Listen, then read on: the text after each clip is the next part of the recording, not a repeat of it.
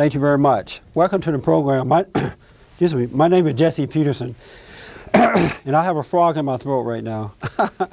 I haven't done this in a while, so I have to kind of become acquainted with doing these shows over again. Today we're going to talk about race relations, and we're just going to have a town hall meeting about it. I just want to kind of sit around and get some feedback about race relationships in our country today.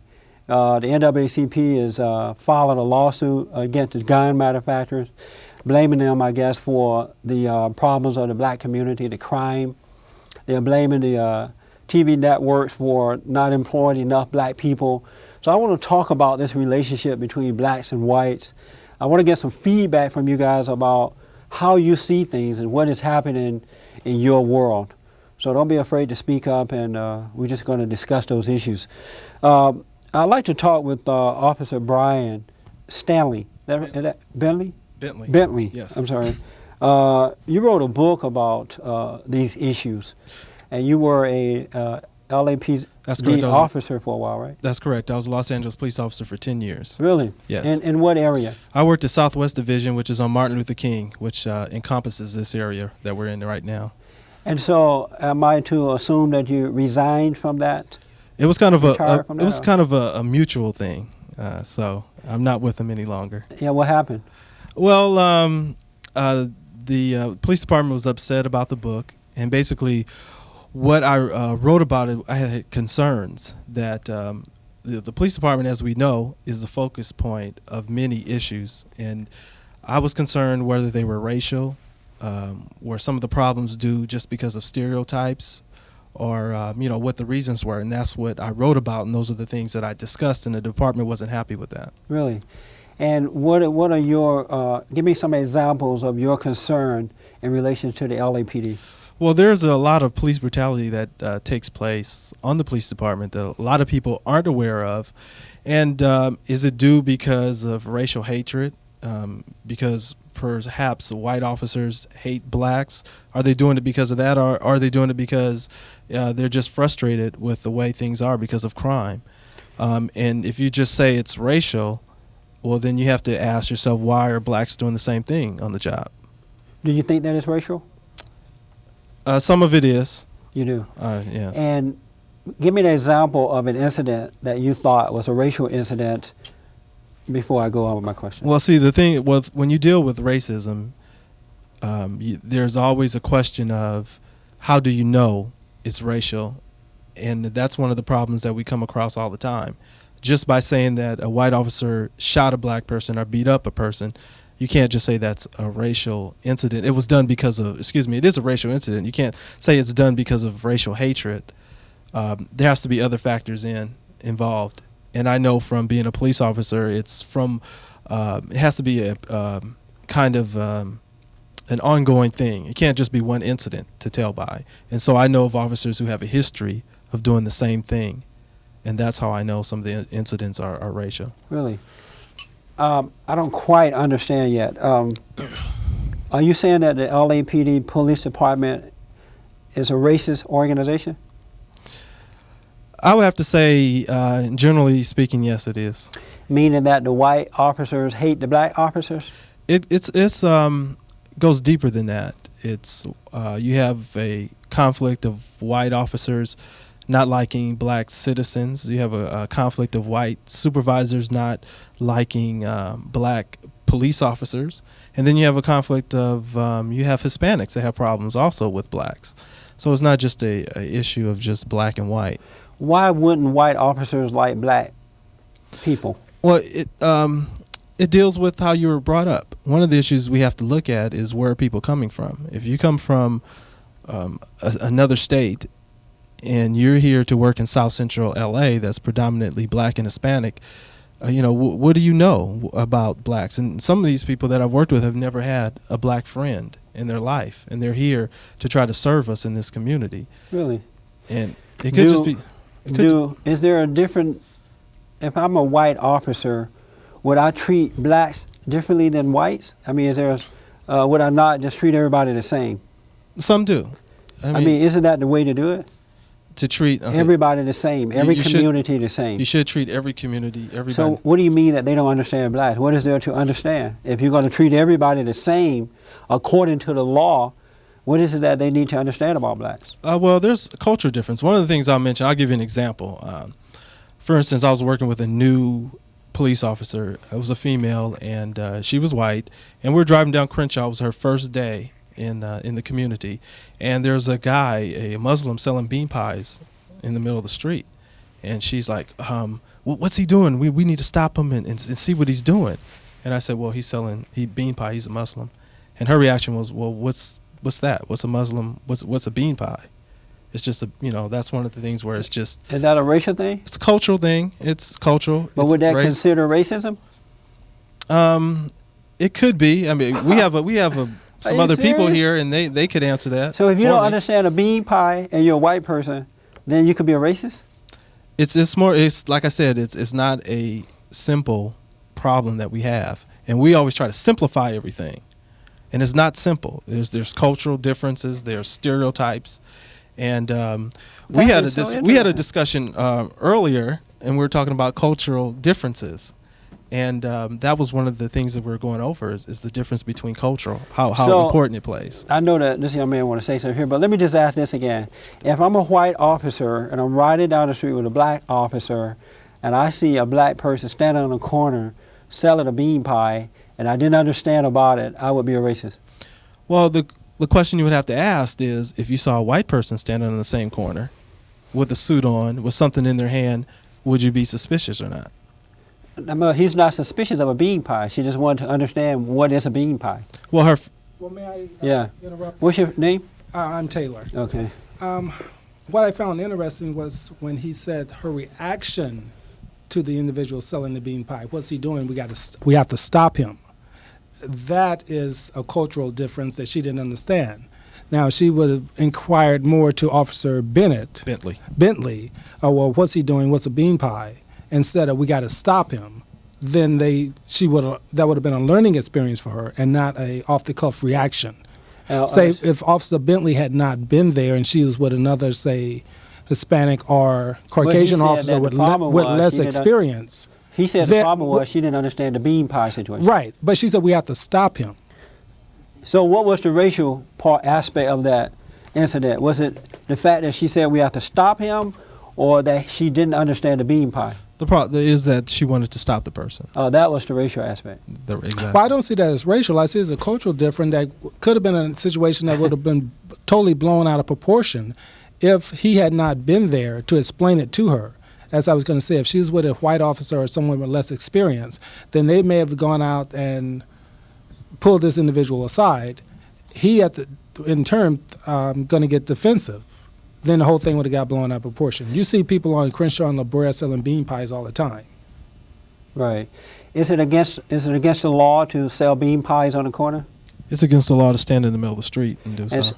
And so that's what she was concerned about. I think her concerns was a little more than that, because we see vendors in the middle of the street all the time. I know, but is it possible that she was concerned that he was a person standing in the street? No, she was It's not even possible. No. But and see, a lot of the officer, though, doesn't she have the responsibility to enforce the law? And if some guy is standing in the street selling a pie and he shouldn't, wouldn't you be concerned about that as well? Well, no, I wouldn't. Really? And she wasn't concerned either. And a lot of problems, one of the issues that we have when we're dealing with race, like I said, is an understanding of culture and people making assumptions from different things.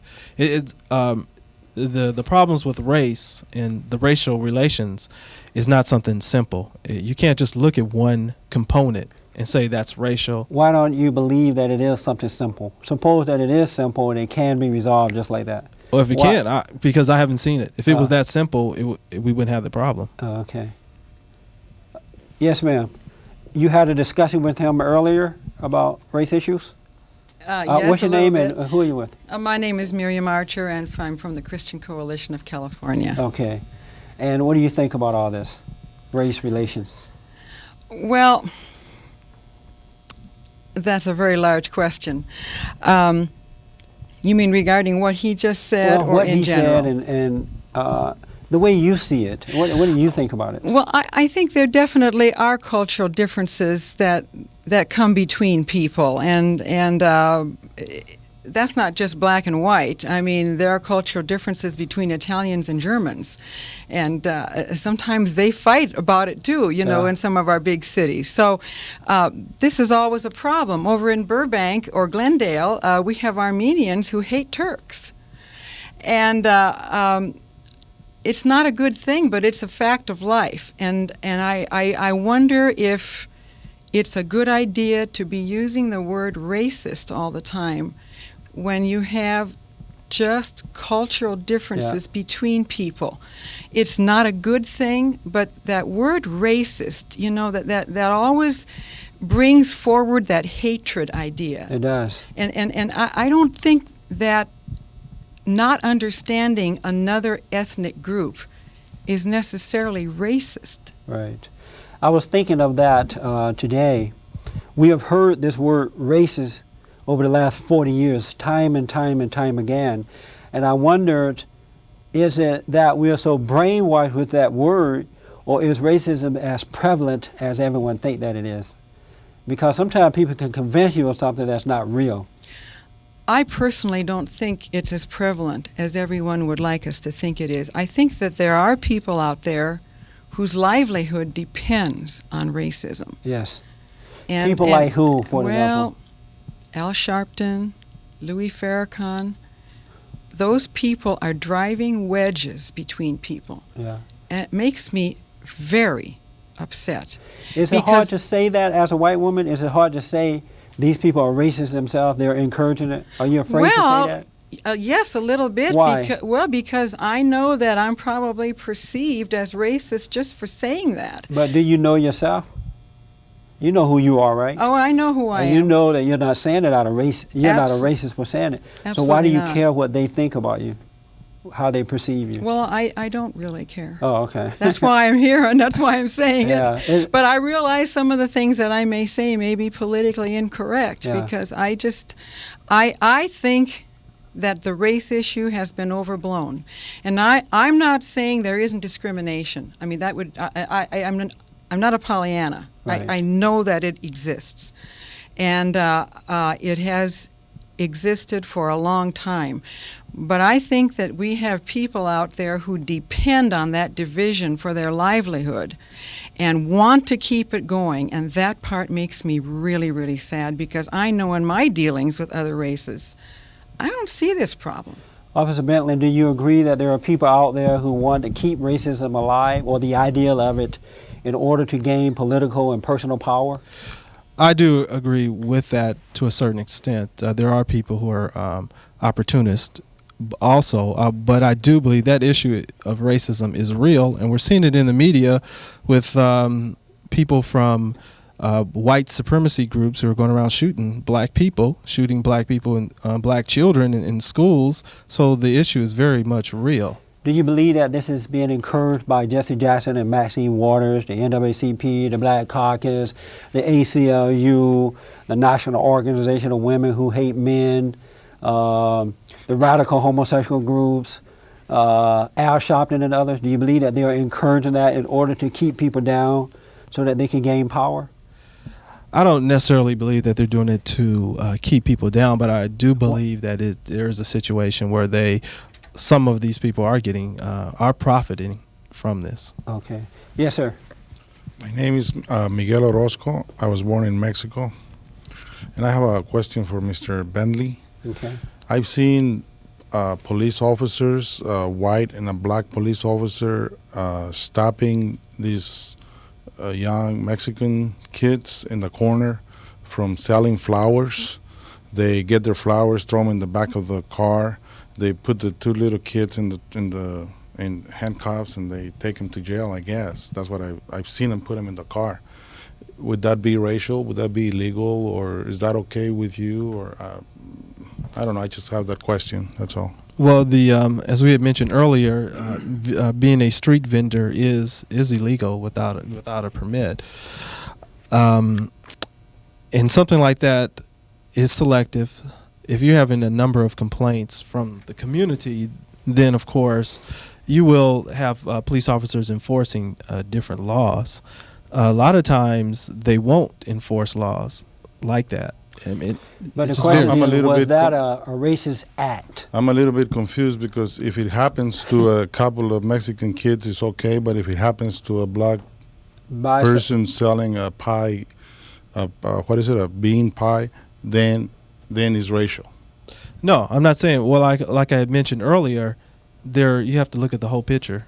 But that's the picture that I'm trying to get Now- clarified, because on one hand you're saying that if this officer made a comment about what is that person doing selling bean pies in the street, let's try to stop him, you say that's racial. But on the other hand, I'm asking you if it's okay for two little Mexican kids to be selling flowers in the street. You say that's not okay.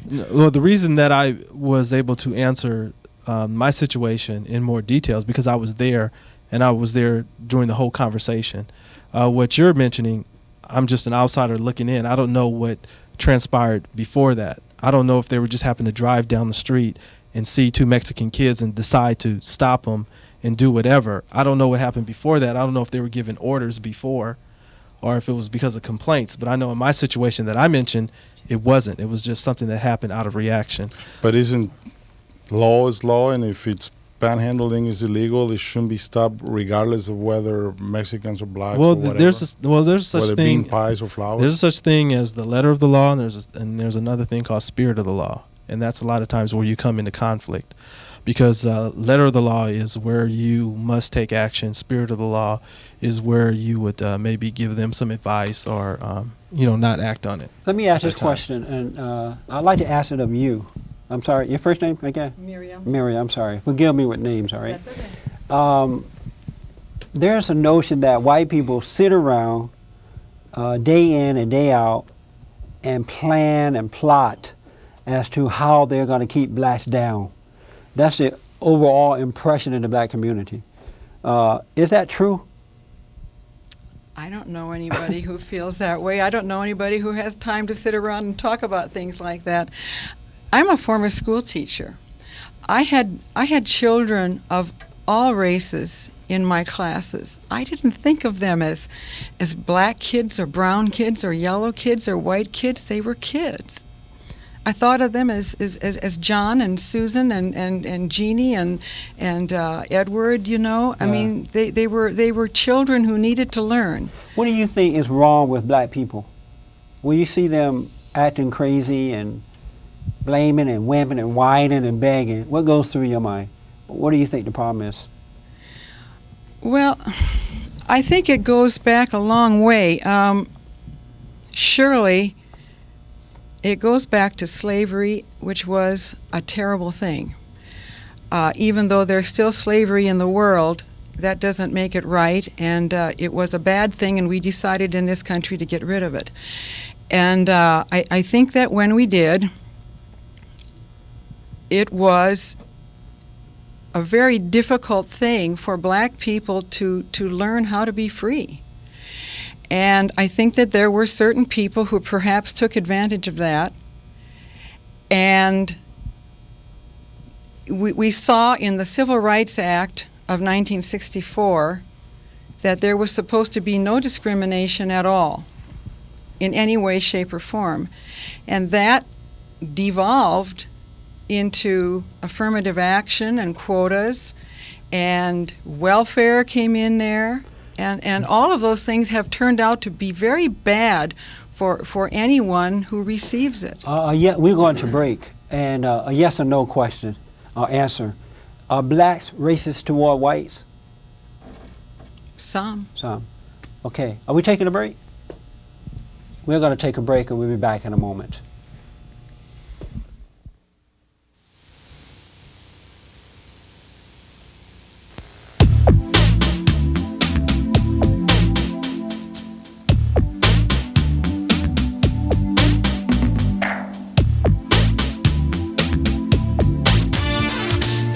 Jesse Peterson is the founder of Bond, the Brotherhood Organization of a New Destiny. For information, write P.O. Box 35090, Los Angeles, California 90035, or call 1-800-411-BOND.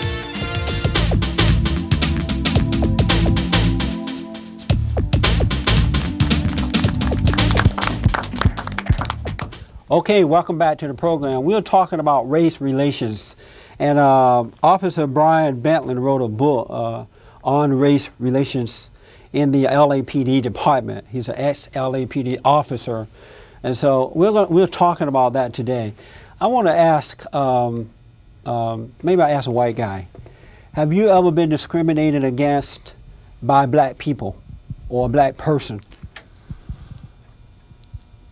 I don't know if I've ever been discriminated against black people, but I know maybe I've been treated, I think, subpar by some, black people being, service in certain areas and stuff. But that's hard to determine sometimes.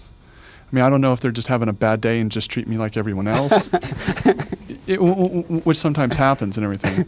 But I've been treated badly by everyone, by regardless of the race. I don't take it personally. I just kind of evaluate the situation and go on. Yeah. I used to be kind of sensitive to that. Maybe they're treating me because of my race or something because I got a funny look, but I don't focus on that. Yeah. At one point in my life, I didn't trust white people at all, mainly because I was taught to hate them as well. And as long as they were friendly with me, they were okay. But the moment they do something that I didn't agree with or said something wrong to me or disagreed on the issue, my first thought was they were a racist. Do you get that feeling when blacks treat you in a negative way?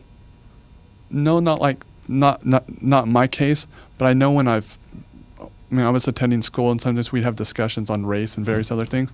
I noticed as you disagreed on certain issues that maybe were of great importance to the black community, then that's where you got the bad looks or, being called racist or you're against, black people came up. When you really weren't, you just had honest disagreements. Are you a racist?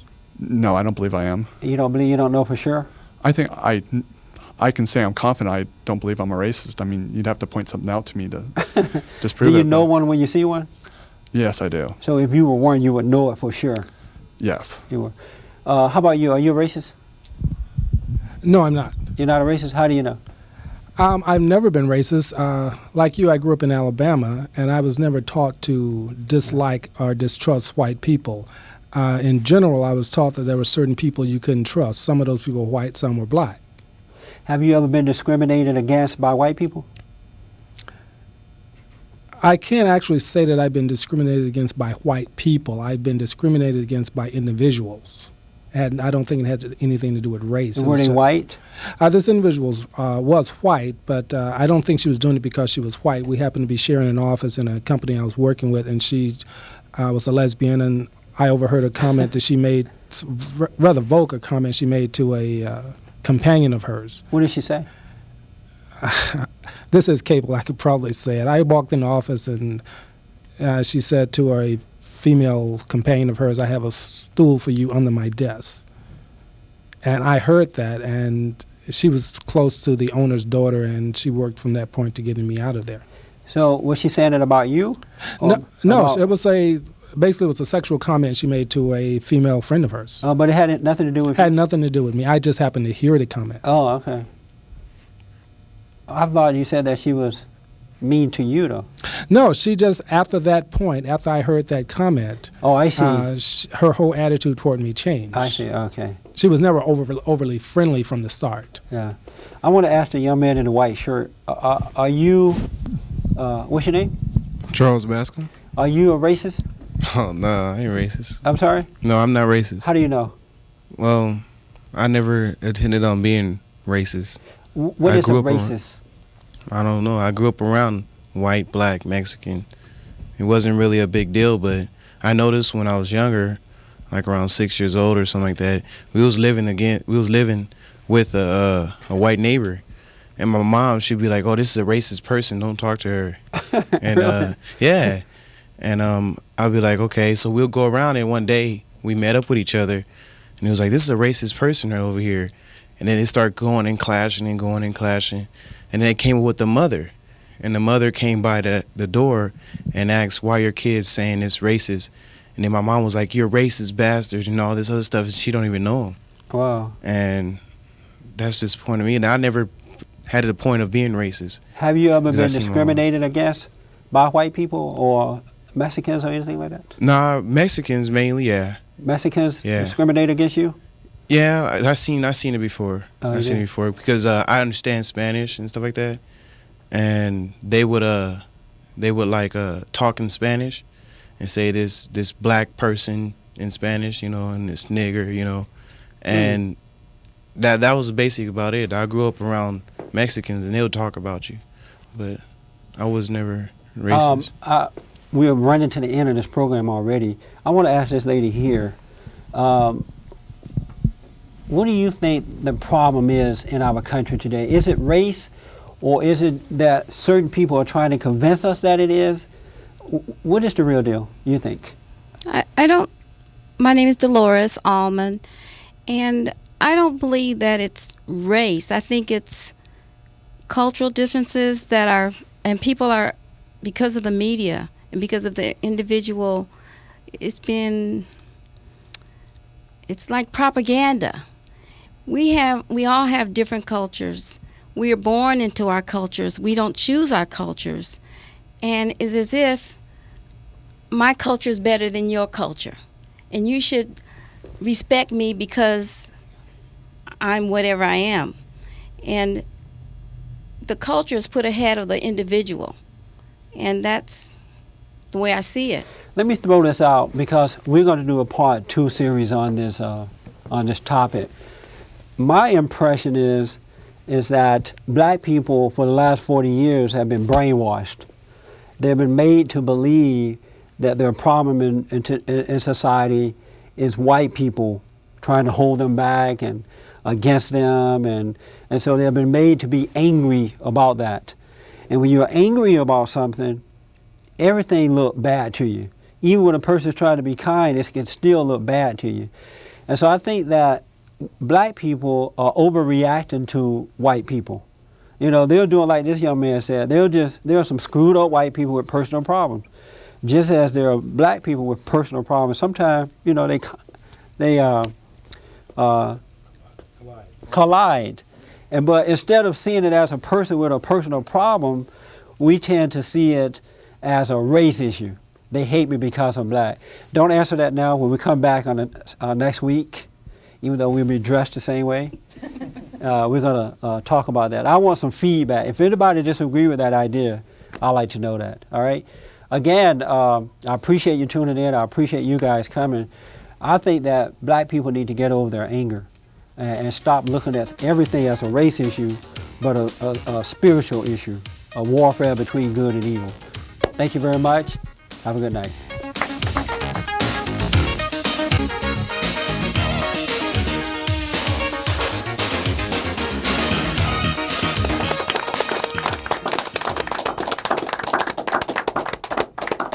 Yeah, you guys sound very exciting. Welcome to the program. My name is Jesse Peterson, and I am founder and president of a national nonprofit organization called BOND, the Brotherhood Organization of a New Destiny. And our purpose is to rebuild the family by rebuilding the man. And we deal with every aspect of life. And tonight we're doing a 2-part series on racism, race relations. And so if you missed last week, call the station and they will replay it. I don't want to repeat everything we talked about last week. I kind of want to move forward because I do want to talk about a solution at the end of this program. I want to ask, what's your name? Francisco. My name is Francisco. He had the mic on his lap. Francisco. Are we having, is racism a major issue in our society, or do we think that it is? Is there something else going on, or is it racism? I think the word racism is it's a seed that's planted into mostly the minority's mind, that if there's any differences or dislikes, that it's not because of something that you've done, it's because of your color, your skin. Instead of trying to solve the problem, it's usually a problem in a person's life. They blame it on the skin color, and that brings out a lot of emotions in both sides. The person is racist and. When you say minority's mind, are you saying that people of color, I don't even like using it, but black folks are just hating white people? Exactly. And it's not the other way around? I see more on my side. I see more blacks hating whites than whites hating blacks. Really? Give me an example of it. Of that.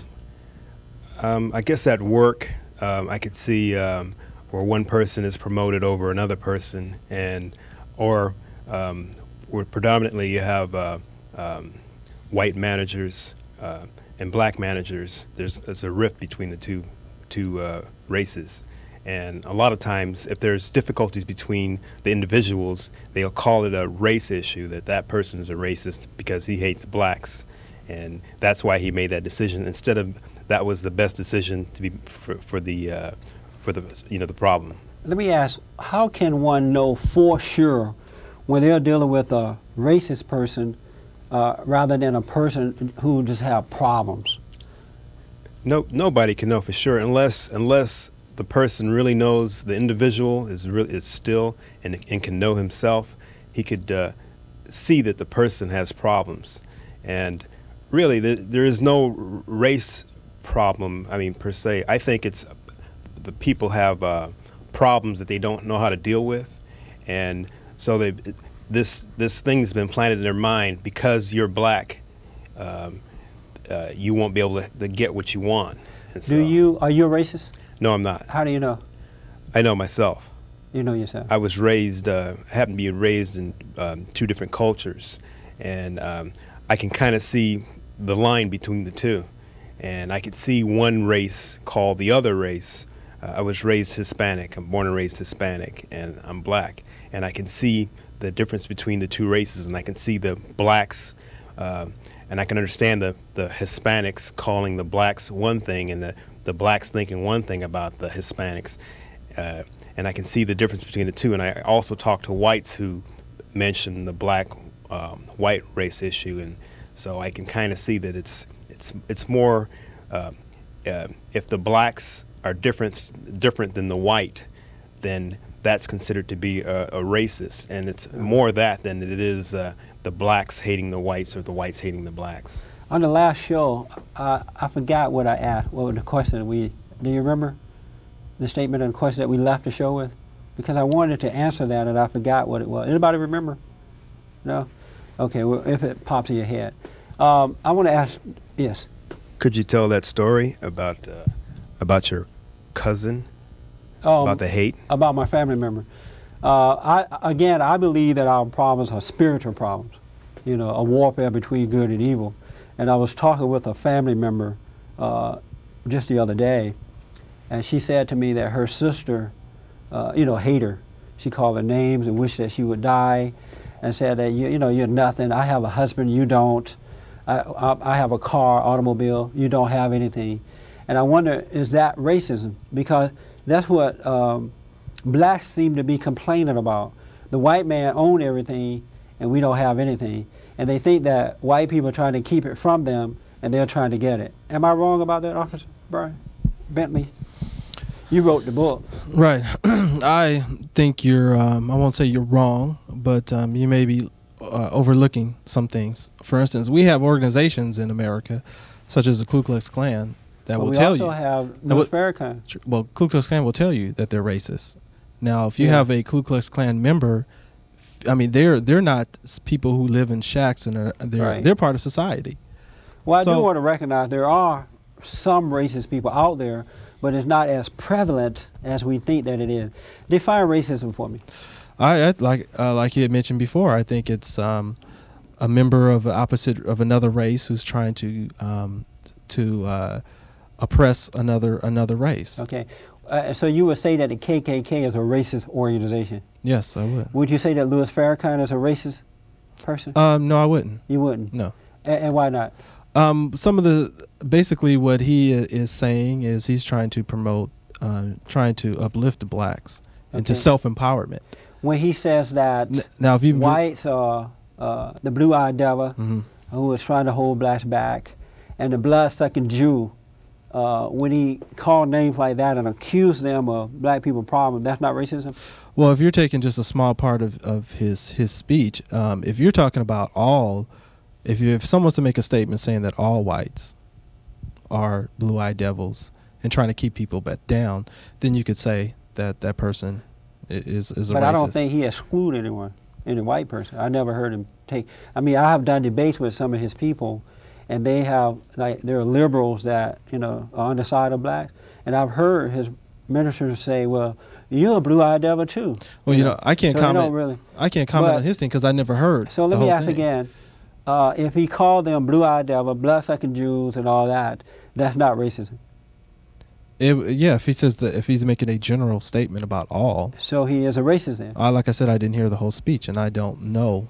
I always hear bits and pieces. That one thing. Let me ask this, and I want to just move on.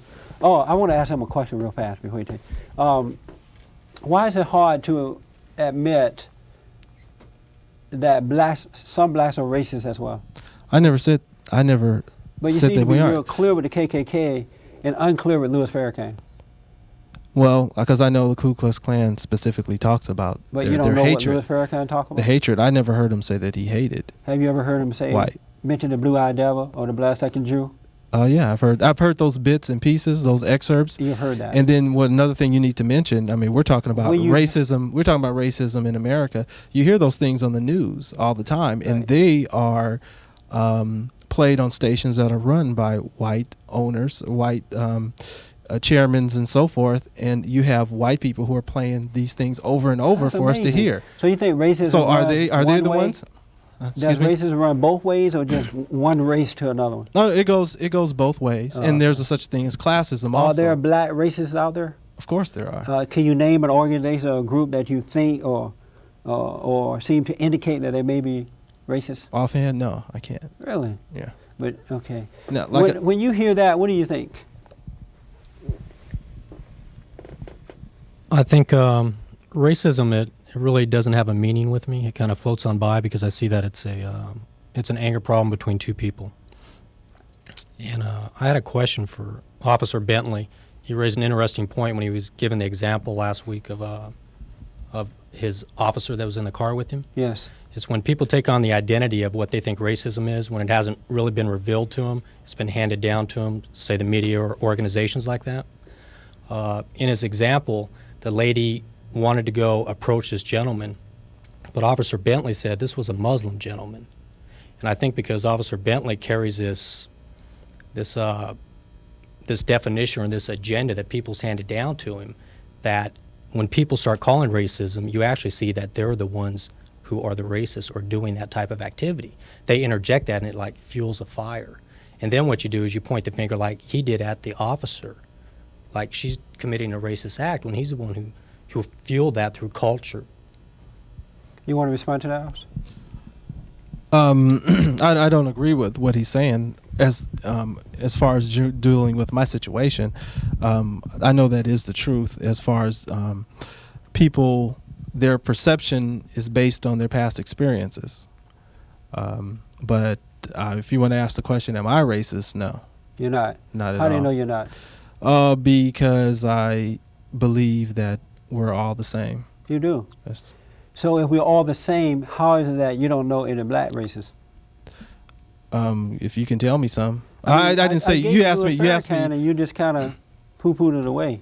No, and I'm not a Muslim either, so I'm not trying to stick up for Muslims or anything if like the that. KKK called you a blood-sucking Negro, for lack of a better word, would you think of him as a racist, or you just say the media, just a portion of his speech, and the media just want me to think that? Well, the media plays a big part in this whole racial situation. So, we can go into further detail. And we talk about the Rodney King incident, and it's all by the media. No, but answer that question. Would you say that if you heard the head of the KKK say that's a blood-sucking Negro?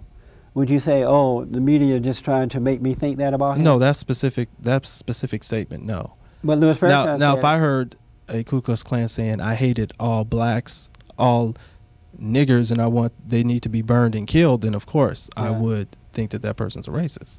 Wow. Yes, sir. I wanted to go back to Louis Farrakhan for a moment. I do consider Louis Farrakhan a racist. I've been to, I believe, 3 speeches he's done here back in the late 80s. Yeah. And I notice what he does, and he stirs people up by using some truth about slavery, some incidents of racism, and he makes stirs it up in this whole big pot and generalize it over all white people and Jewish people. I've heard him call white people blue-eyed devils, and that the Jews control the currency and they run everything. Therefore, black people are never going to get ahead. I think what most people, a lot of people that follow Louis Farrakhan are just misguided. They're looking for a reason to be. Some are looking for a reason and someone to blame for their situation, having less.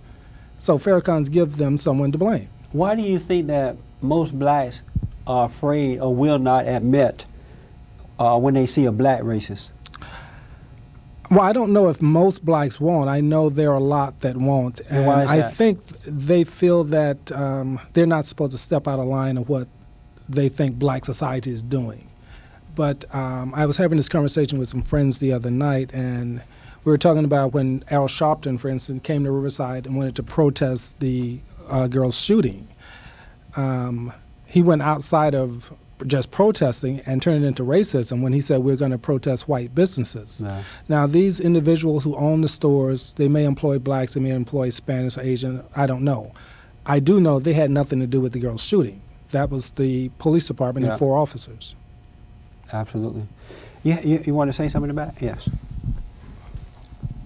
Yeah, I noticed about when you had that interview with Louis Farrakhan, and he Well, his minister, it wasn't him. it was his minister, the one with One the of kid. his assistant, Yeah, and he was like, when you said a specific comment, you know what I mean, and it was towards racism, it was almost like he had this animosity towards you, and he said you're trying to work for the white man, and you can see that he was angry, you know what I mean, that for what you was saying, and you was like, are you racist? And he was like, no, I'm not racist. But then he goes, yeah, this white man is always trying to keep the black community down, and this so and so and this and that. And I was wondering about that, and I was thinking about that. I was like, why is he going to get on national TV and make a fool of himself like that? You know? Absolutely. Yes, And sir. that was just. Yes, sir. My comment is, I wonder why, what happened to the black men in the community. I mean, the black man used to be the leader of his community. They used to run businesses. They used to own banks. Used to run colleges. And I noticed in the last 30, 40 years, you drive down the main streets in Los Angeles, Crenshaw Boulevard. There's the biggest business on that street are churches and liquor stores. Yeah. And overall, I can see how a lot of the black men are, predominantly they're weak. They have no strength. They have no character, and they kind of toe the line of whatever their leaders tell them to think. That the white man is keeping you down. Let me ask racism. a quick question because of time. Are you embarrassed as a black man when you hear these people blaming white people for our problems? At one time, because I am black and Hispanic, I used to be ashamed of being black. They don't know how to talk. They don't know how to act. They burn down their own communities. And I understand better now. Okay. Yes, ma'am. I wanted to say a little bit about where the black men are now as far as being seen in the society in noble professions, such as what the gentleman spoke about. Teachers in particularly. You can hardly find a black teacher in elementary school or in the higher education. A black male teacher. A black male teacher. Yes. I don't know why. But there's another thing I wanted to talk about in relationship to that is that it hasn't been brought up and the media does not speak about. But I know about it from firsthand experience is that in the black community, the schools, particularly the junior high schools and high schools, the kids cannot read. No. They cannot read. Nobody talks about it. Do you mention that in your book, Officer Bentley? No, I don't mention that in my book because it's basically deals with my situation with LAPD, specifically LAPD, and the things that I see.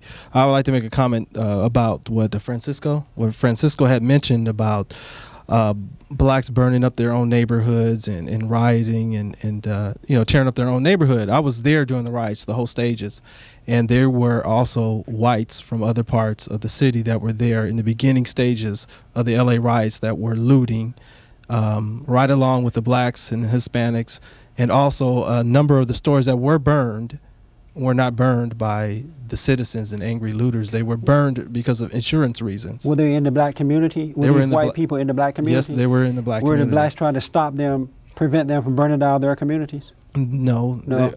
And neither were the Hispanics. They were all in. They were all in there together in the beginning. We're going to take a break, and when we come back, I'll take your question. Back in a moment. And then we-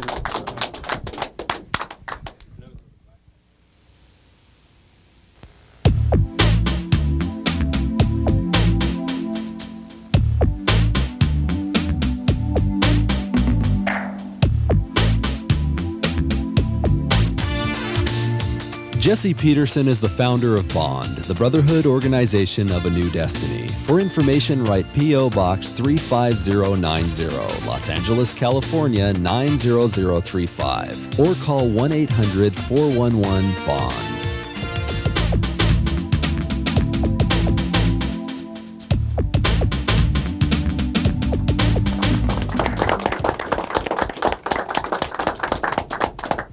All right, welcome back. Welcome back. We're talking about race relations in this country.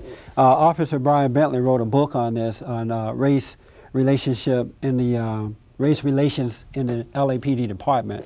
So we were talking about that issue. In this last half hour, I want to talk about solutions, really, because I believe that we can overcome this, and I really want to try to deal with that issue. But I want to hear from you first, and then here, and then I want some solutions. Yes, sir. Thank you. I'm Martin Francis. I've noticed that blacks coming over here from other countries and the islands off our shores, Yes. they seem to do much better than the blacks who were born here, and they don't have a chip on their shoulder and all that kind of stuff. It's good that slavery, I mean, the history of the country's taught, how whites dissed blacks for many years and all that stuff. But I think the way it's being taught, it's like it puts a chip on their shoulder, and then they can't succeed. And that's part of where the solution lies. Because these guys come over here with no chip on their shoulder. They're friendly. They succeed. As a group, they're doing much better. Right. Are you a racist? No, I'm not. All right. Yes, sir. Yes, I want to talk regarding the white plot to hold black people back. I mean, I work in Southern Orange County. It's predominantly white. A good chunk of it is. And there's no plot for whites holding people black. There's employers there are starving for good people, for good workers and stuff, and they'll hire anyone. They don't care, regardless of the race. You just need a decent education, a drive to succeed, good work ethic, and just to be, have a good attitude. But regarding this, the problems, solutions in the black community are similar to a lot of solutions in the white community, Mexican community, and Asian community. Is that historically the problem with the black experience, which is unique in American history, is they had external factors, racism, Jim Crow, and this and that. But today the factor's internal, and it was in my own life. I mean, I'm experiencing some success in my life today, but it's because I had a lot of anger. Yeah. Can you speak into the microphone? I had a lot of anger. I had a little bit of problems with my family, being, divorced and this and that. And you see a lot of the same problems in the black community. You have illegitimacy with all the problems that comes with that, the breakdown in the family. The man's not around in the family to help. And it's the same thing in a lot of different communities. And it's the same problem that runs through. It just happens to be a little bit bigger, Yes. in the black community. And once those issues are focused on as an individual, and you take care of what you need to take care of in yourself, as far as whatever problems or things you need to work on. And I think once you take care of that, and that message is promoted within the community, and it's forced down, I think you'll see a lot of progress in the inner city. Okay. But until then, you won't. Let's do this. I want to start here, and then the guy behind you, and then here, we're going to move it. What's the solution to this whole idea of racism? Well, I think that black people need to stop thinking of themselves as victims. I think that is something that perhaps started way back in the 50s and the 60s, and it was promoted by those that we had spoken about before, who kind of make a living off of dividing people and off of the anger that they see in the black community. And as long as black people think that they're victims, they're going to keep on being angry, because obviously somebody must have made them that way. Yeah. And that's the most unhealthy thing in the world. Black people may have been victims at one time, But they're not now. Now they are Americans like everybody else. I wish we'd stop calling them African Americans. I wish they would just call themselves Americans. And we need to improve the schools. We need that. This is one of the most important things that we can do for any ethnic group, is make sure they get a good education. Okay. Now, we can't guarantee the outcome, but because that's up to the person. Yes. But if the person will stop thinking of himself as a victim and think of himself as someone who God made and who God loves and who can do anything that God gives him the ability to do, that person's going to do fine. Absolutely. Here and then there, and then here and there, we're going to work it. The solution. My name is John Williams, and I think one of the solutions is that the individual has to look at themselves and let go of their hatred. Get to know themselves and try to find out what their part is in the problems that they're facing, and not depend on the systems or their leaders or their teachers. Are you a And just- racist? No, I'm not. Have you ever been one? Yes. You used to hate white people? Yes. You did? And I why? kind of grew up in Detroit and in Chicago, and I just adopted the ideas that my environment and my community had around me. Oh, okay. But then the more I got to know myself and look within myself and let go of my anger, I let that go. All right. Here and then here. Solution, Officer Bentley. I think one of the solutions is for everyone who is not a racist to open their eyes and realize that there are people out there who are bringing others down. And also, I agree that education is a major part of it, but not necessarily in the black community, but education in all the communities so that we can all be aware of one another. When you say education, what type of education? Of course, I mean the formal education and also cultural education. Okay. Solution. I think what we as black Americans need to do, and I will echo this young lady, stop calling ourselves African Americans because we separate ourselves from Americans and America. We act like we have an alliance to a country that most of us have never been to. Secondly, I think we need to let go of these leaders who are using racism to divide us. Yes. People are trying to say we all need to march here and protest there, but that's impossible now since blacks desegregated ourselves. We're not just in South Central. We're in the suburbs. We're in Orange County. We're in San Bernardino. You can't expect for those people to all come together on an issue that doesn't affect their community. Yeah. We need to look for strong people in our community no matter what color they are. All right. Here and then there and then there. Solution. I believe that black leaders like Mr. Farrakhan, instead of promoting hatred against the Jewish, they should look at the history of the Jewish, which I think they have suffered more than the slavery of the blacks, and yet they overcame that, and they're very prominent and wealthy. And then also, I believe like Mr. Bentley could be a good leader in the black community, and instead of writing books like that, putting hate in the teenagers against the police department, I think he should use his abilities and his education to promote a healthy mentality, and instead of promoting anger, just promote, like Rodney King said, can we get along? Solution. I think the solution is for everyone to take a look at themselves. Just to go inside themselves and see what admit to what their own personal shortcomings are. And after doing that, just to reach out to, just like each one teach one, to reach out to see what problems can be solved on an individual basis. Solution.